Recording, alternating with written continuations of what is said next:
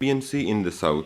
Balochistan covers the 44% of Pakistan in geographically, but only 5% in terms of population. Balochistan is rich in mineral resources and natural wealth such as oil, gas, copper, gold, granite, marble, coal, etc. All these specifications have become a threat to the lives of the Baloch people instead of being peace and prosperity to their lives, as the state have resorted to worst kind of violence against the ordinary people to suppress their birthrights. We are here to inform the international community about the deadly situation in Balochistan. Baloch people are suffering the worst kind of human rights violation under the forceful Pakistani rule in Balochistan since 1948. Military operations, enforced disappearances, and extrajudicial killings have become a matter of daily life. Not a single day passes without a military offensive. Someone being abducted or a bullet-riddled dead body being found. The state has imposed different forms of violation in Balochistan, including state terrorism and religious extremism. We condemn religious extremism in the region and especially in Balochistan, as it has already become an open secret that Pakistan is the only exploiter of terrorism in the whole region, and that it is financially supporting the jihadist groups who are destabilizing the entire region. The bloodshed of the Shia minority in Balochistan cannot be justified at any cost. Pakistani army's armed proxy groups are behind such barbaric actions to confuse the world regarding Balochistan liberation movement. Pakistan is the factory of terrorists and spreading them to worldwide. Baloch people strongly oppose Chinese invention in Balochistan, Iran-Pakistan gas pipeline project, and China's involvement in Gwadar port are against the Baloch will, and we do not accept them. We consider China and Iran as crime partners of Pakistan and Balochistan. China has been actively involved in the loot and plunder of the natural resources of Balochistan since past many years. It has been playing a criminal part in looting resources from Sui, Sendak, Rekudik, and other parts of Baloch homeland.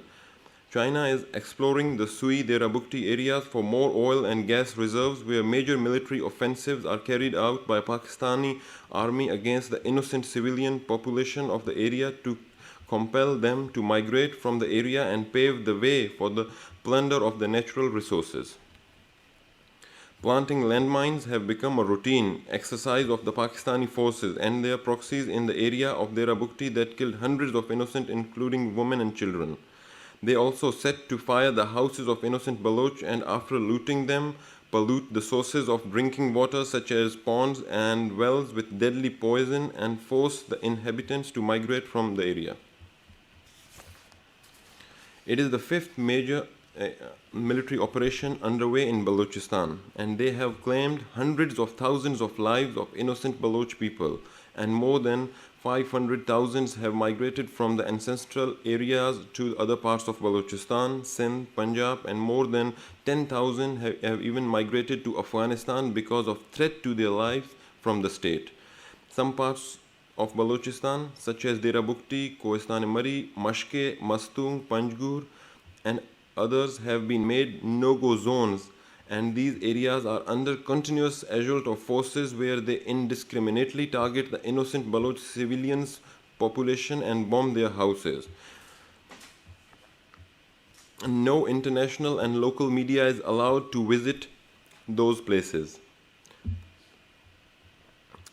On March 17, 2005, Pakistani army killed 80 people in a carpet bombardment over Dera Bugti city, where majority of the victims were women and children. Prominent Baloch leader and my grandfather was the main target of the Pakistani state forces, but fortunately he survived in the attack. He was demanding the basic rights for the people of Balochistan politically, and he had politically struggled for years to draw attention of the civilized world towards Balochistan, but he was forced by the state to leave his hometown. He went to the mountains along with hundreds of his comrades and stood to defend the right of his people. Shahid Nawab Akbar Khan Bugti was martyred along with 32 of his tribesmen by the Pakistani army in operation on 26th August 2006 in Trathani region between Dera Bugti and Kolu. Fighter jets and chemical weapons were used against the aged Baloch leader. Enforced disappearances and extrajudicial killings in Balochistan are one of the worst in the entire world. More than 15,000 political activists, students, teachers, lawyers, intellectuals, hence people from all walks of life have been abducted by Pakistani state forces and secret agencies within past 1 decade. 800 plus bullet-riddled dead bodies of those abducted have been found so far, while both the list of victims of enforced disappearances and extrajudicial killing is rising very fast. Even those who protest against these atrocities face the same fate. Recent examples are Baloch Republican Party Vice President Anwar Baloch, Riazgul Bugti and Khudabakhsh Bugti, who was participated in a protest demonstration at the Broken Chair at UN on June 2nd, 2013 to highlight the state atrocities in Balochistan. But after 2 days, the dead body of Zahir Baloch, son of Anwar Baloch, was found in Karachi. He was abducted by Pakistani forces along with 2 others in Panjgur, Balochistan on April 24, 2013. On June 23, 2013, 8 family members of Khudabakhsh Bugti were killed during a military offensive in Dera Bugti when they were holding a ceremony in memory of deceased ones. Refugee house of Riazgul Bugti in Afghanistan was attacked by personnel of Pakistani secret agencies with a hand grenade in Spin Buldak area, where his elderly mother and teenage daughter were wounded. Prominent human rights organizations like Human Rights Watch and Amnesty International has repeatedly documented the state atrocities and human rights violations committed by Pakistani forces in Balochistan, but nothing has been done to stop those abuses except mere lip services and paperwork. Unfortunately, the international community have turned a blind eye to this inhuman tragedy in Balochistan. International media has limited itself to the straight narration, and it doesn't try to gain access to explore and report the real situation of Balochistan. We demand to the United Nations to immediately take action to end the sufferings of Baloch nation. We urge the international community to step forward and support the just and lawful struggle of Baloch people for their birthrights, including the right to self-rule, the right of self-determination, and complete liberation against illegal occupation. Thank you very much. Thank you. So maybe everybody of you will take the floor. Maybe I give you. If you would like to explain a little bit about the recent earthquake and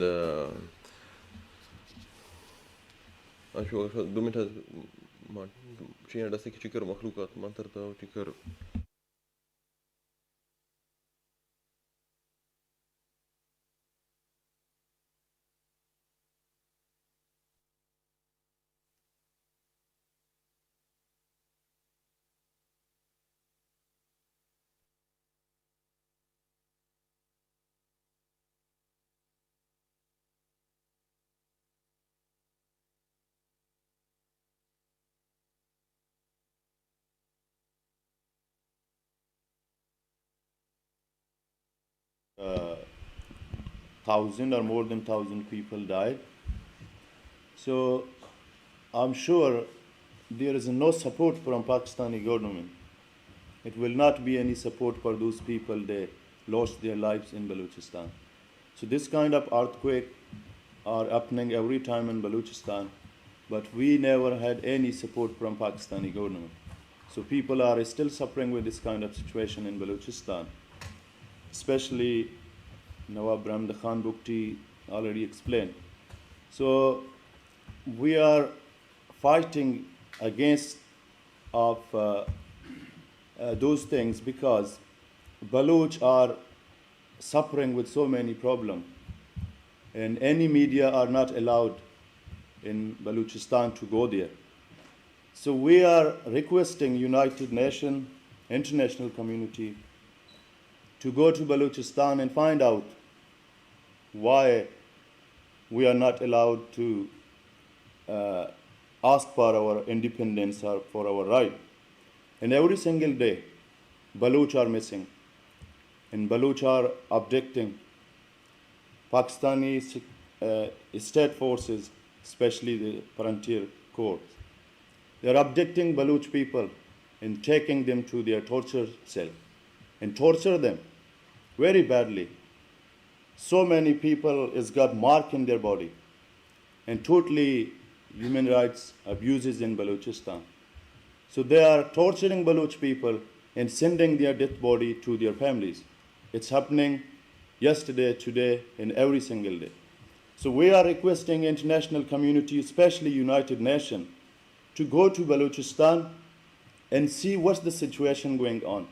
So again, I would request to United Nations to go to Balochistan and investigate the Baloch situation, because Baloch are still suffering, and every single day Baloch are missing. So thank you very much.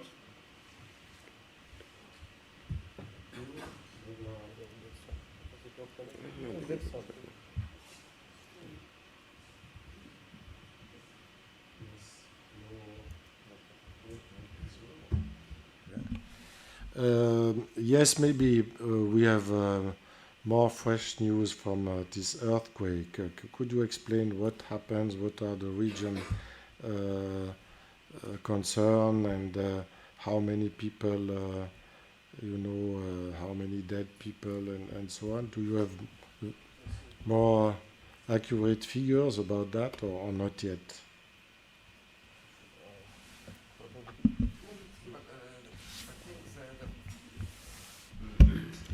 At the moment, we're just hearing from the news from inside the Balochistan. Some of them, they said casualties gone more than maybe 8,000 to 10,000. But the dead people's about between 800 to 1,000 pounds until now, we heard.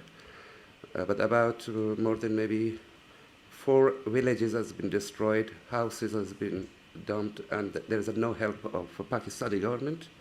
Whatever we're doing ourselves, Baloch people, to provide the food and the medicine to them. And that's why we ask the United Nations as well to support our nations. Thank you. Thank you. Is there other questions from the assistants, or I don't know? Just for a second question from me, we received last 10 days ago another group from Balochistan for a press meeting about human rights violations.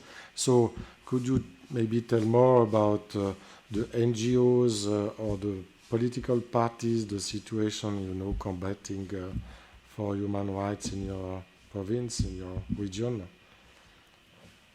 Just to have, I want to give you a brief idea that in Balochistan there is, as Mansoor already told, that no NGO is allowed to work there. Okay. So, and it was religious, I think. Sorry? No? Okay. From outside the country. Exactly. Yes, to help the Baloch people who who are suffering from the army operation. And it's already mentioned in the Human Rights Watch yearly report. I don't know, I think 2010 or 2011 yearly report, that nobody is allowed to visit to help those people who are affected. And international media is also not allowed. Local media is not allowed. So you can imagine what is going on there.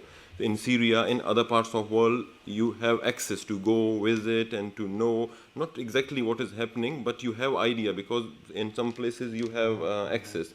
In Balochistan, you don't have any access. We are demanding the international community and United Nations to visit. If you are not allowed by Pakistani security forces to visit there, then please raise this problem internationally and help the Baloch people.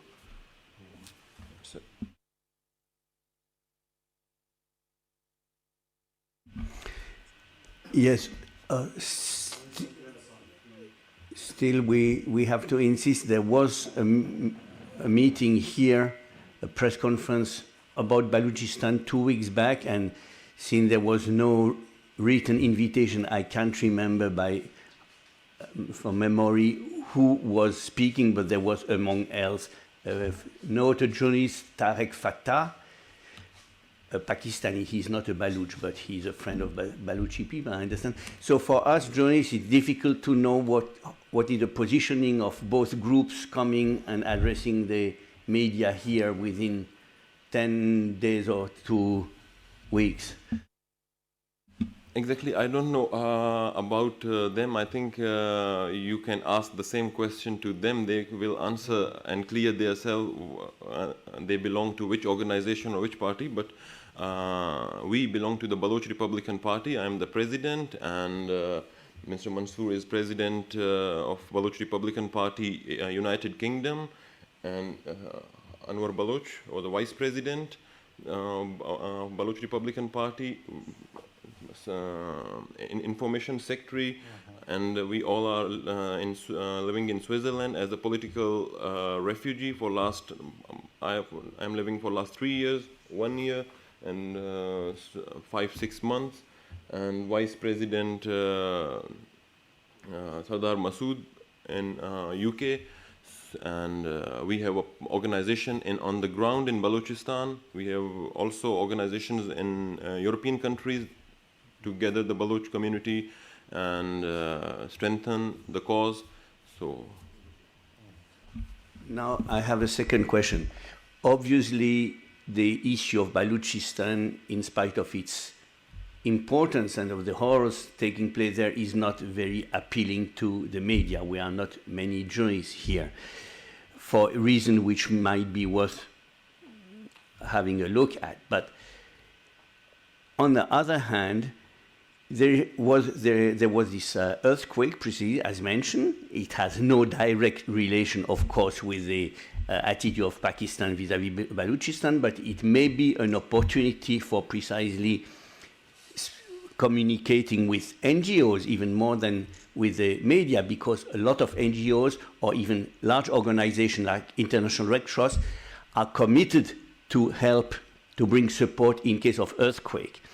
And for them, it's also an opportunity to see the situation there. So what has been your attitude, your campaign vis-à-vis NGOs in general, and more specifically NGOs and international organizations involved in related to disaster management, because this could be a unique opportunity to have them speak out, or to get the reaction, or to have them pressure the Pakistani government, or to have them go on site and be able to report.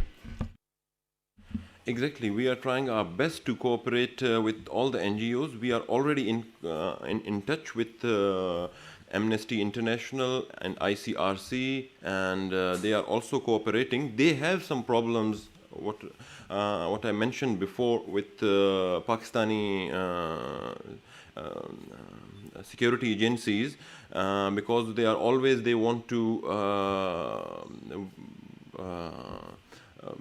visit some areas, not all Balochistan, and so they have some difficulties themselves. So you can ask, maybe, and they can explain themselves what type of difficulties they have.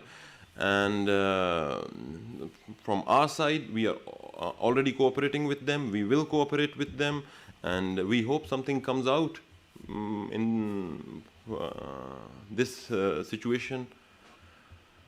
What happened recently? Okay. And maybe a third question. Balochistan is on the border between Pakistan and Iran, which means that Baloch also have problem with Iran, and some people say that the situation is even worse in Iran than in Pakistan, but here we hear mostly about the Pakistani atrocities. So what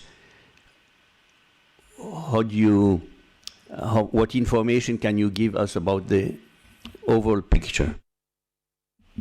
Yeah, of course. In Balochs in Iran, they are getting the same treatment, whatever we are getting from Pakistan. And which is worse, which is less, I cannot explain. But in Balochistan, I explain everything because I belong to the Pakistani part of Pakistani occupied Balochistan. So,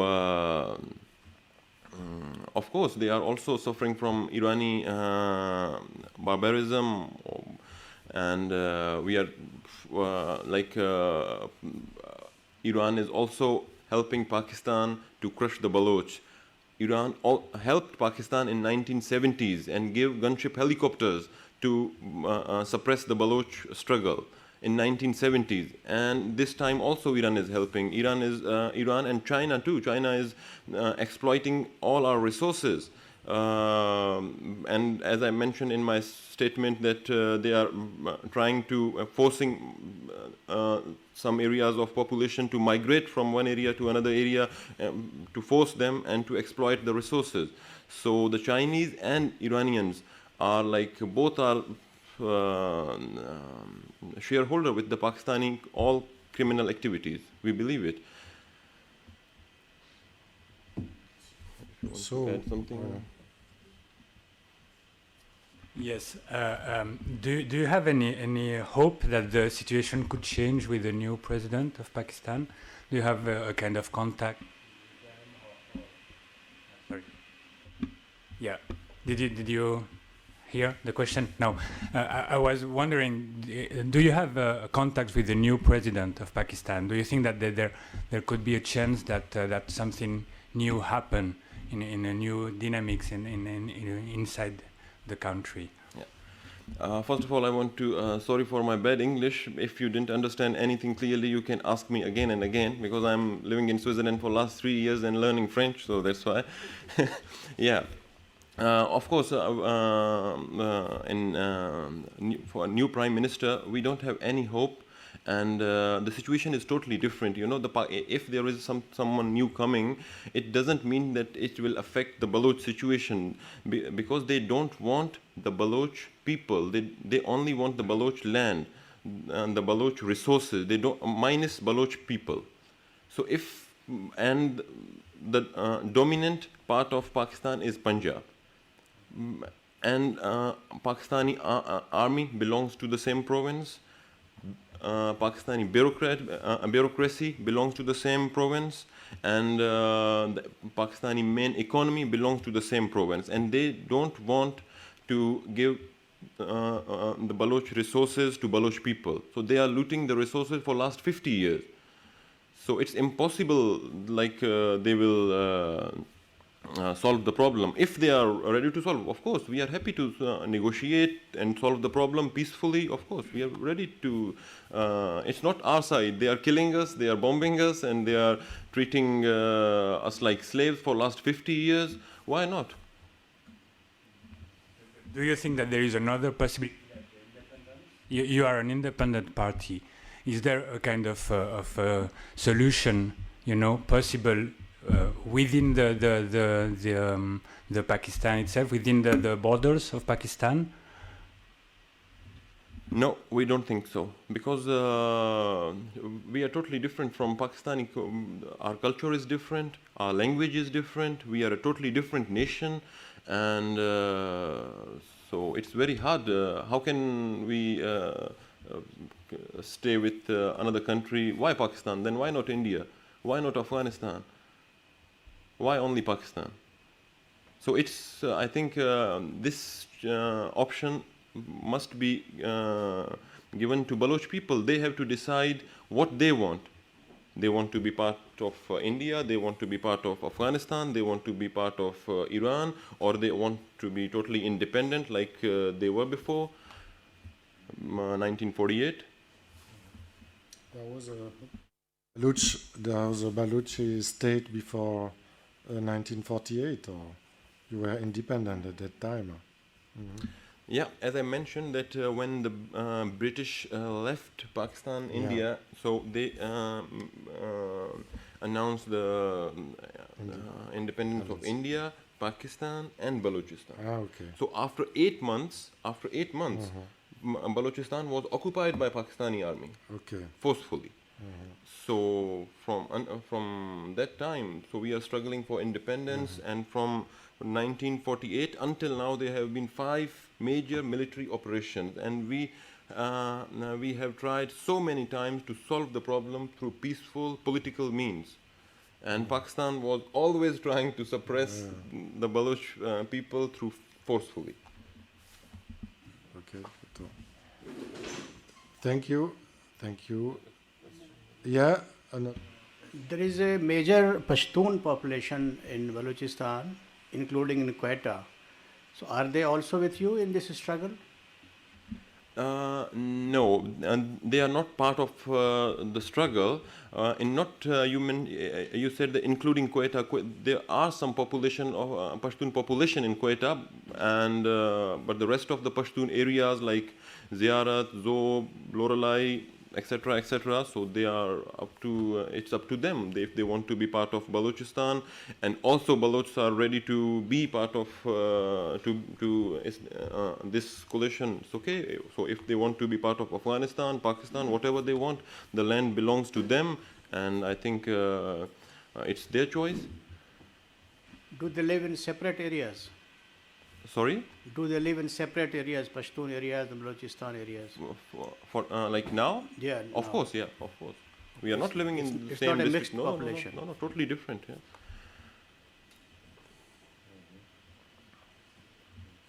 It was Pakistan, when they occupied Balochistan, they put some Pashtun areas in Balochistan. Also, they put some Baloch population into Punjabi provinces to divide the Baloch in Balochistan, in Pakistan, in occupied Balochistan. To put some Baloch population in Punjab, some in Sindh, and to put some Pashtun population in Balochistan and make the province like this is Balochistan. So to make minority in their own province, right? They were trying to, we are already minority, the 4 or 5% of Pakistan. So the area you are demanding as independent Balochistan is the same as present day state of Balochistan or different? It's totally the same, but also we are demanding the ethnic Baloch areas, who are also part of the, now in Punjab, some are in Punjab, some are in Sindh, so they are also the part of the struggle. But in Balochistan, there are Pashtun areas. We are not demanding those areas because those areas doesn't belong to us.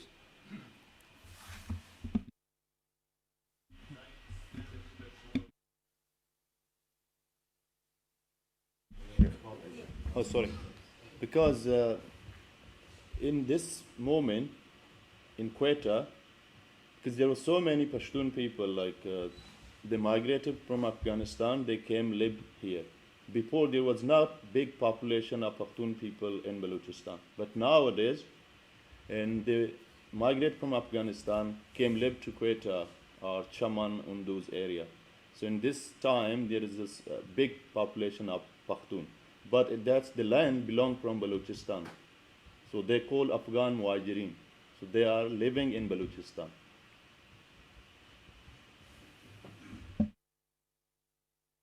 Yes. Are you afraid that the people, the Baloch people, and especially the young people, can be tempted more and more by extremist solutions, by extremism, religion, and terrorism?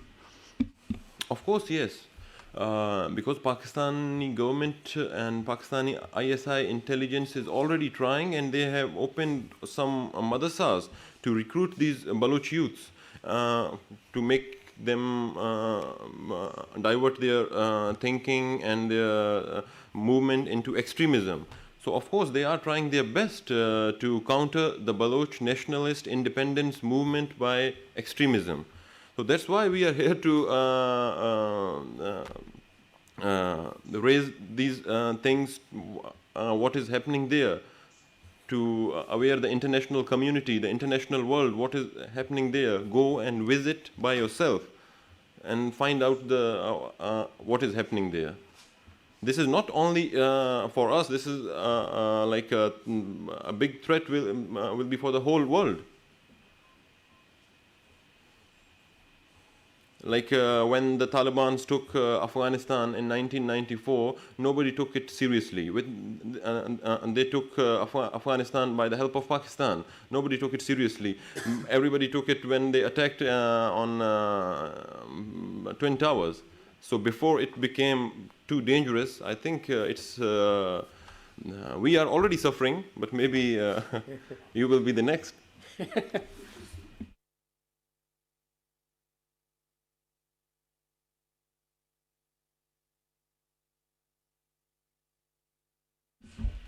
Oh, c'est un sujet important et sur lequel on pourrait parler toute la journée. You say that after this earthquake, Pakistan is going to supply no aid, whatever. Can we take your word for that? Because, of course, if NGOs or Red Cross go there and they see that it is partly true but only half true, it will not be good for your message in general. So can you really say that even in case of earthquake, Pakistan, the Pakistani government does not lift a finger, which, by the way, was more or less what triggered the independence of Bangladesh in a similar situation? I have told you whatever the situation is right now. Maybe they will help tomorrow, day after tomorrow, but until now there is no help from Pakistani side. No help. We are organizing, our political party is getting some donations throughout Balochistan, internationally from Baloch community, to help those who are affected, and trying our best to help them. We have already problems to helping them because the security agencies and Pakistani government is trying to stop us and not to help the affected people directly because they think maybe it will be shame for them. But they are also not helping. In last night I was watching Pakistani television. They were saying that no nationalists are helping their people. Where are they? They are not helping. We are not a government to help them. We are a small political party and we are not allowed to work openly on ground. Our activists have been abducted, killing every day, torturing. So in this situation it's very hard for us. Of course, for until now there is no help. And very last question. Balochistan on the map, I have look at the map, I think is the largest province of Pakistan, by area. And population is not minute. It's, I don't know, 30, 50 millions, or how many is it? I think around 10 to 12 million. Oh, okay. I was told more the other day. Even 10 millions, you don't suppress 10 millions people that easily. So is China aware of the explosive potential of that region and that their commitment there may bring benefits but may also turn sour? Of course, because China is, as I told you, that China is already exploiting our resources, oil, gas, and Pakistan recently handed over the Gwadar port made by China to the Chinese authorities to run the port. So these type of things will make problems for China, or like Iran is planning to put a gas pipeline through Balochistan, will make problems for them. So they have to consider their decisions or their policies regarding Balochistan. Doing something on someone's land without the consent of the people, I think it's very hard. And only helping the policies of Pakistan, Pakistani government. For the time being, I think the China is always looking for business everywhere in the world. But on the other hand, there are some problems. The business is okay, but if you are doing something on someone's land without the consent of the owners of the land, I think.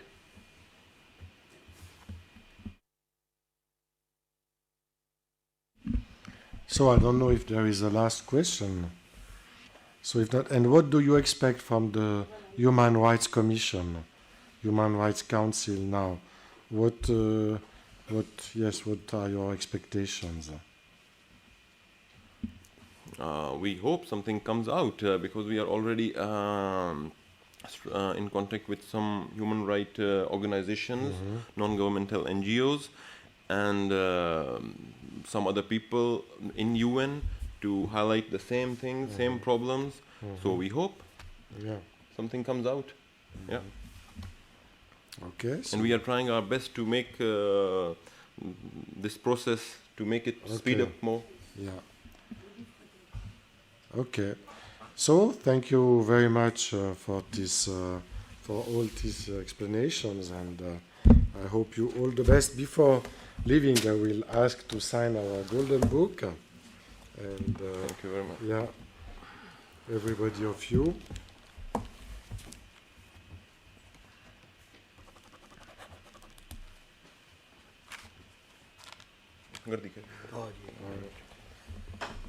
And I have a little souvenir for you. It's well, it's a knife. It's not in your, maybe in your custom, but here it's the Swiss I know, Swiss yeah, knife. it's That's very- very known in Switzerland. yeah. So that's Thank for you very you, much. little souvenir for the delegation. Yeah. Religious cultural change. Thank you. Yeah. Yeah. 40 persons are chatting about the conference now on our website. You can come and see what people say. Okay. Thank you. So.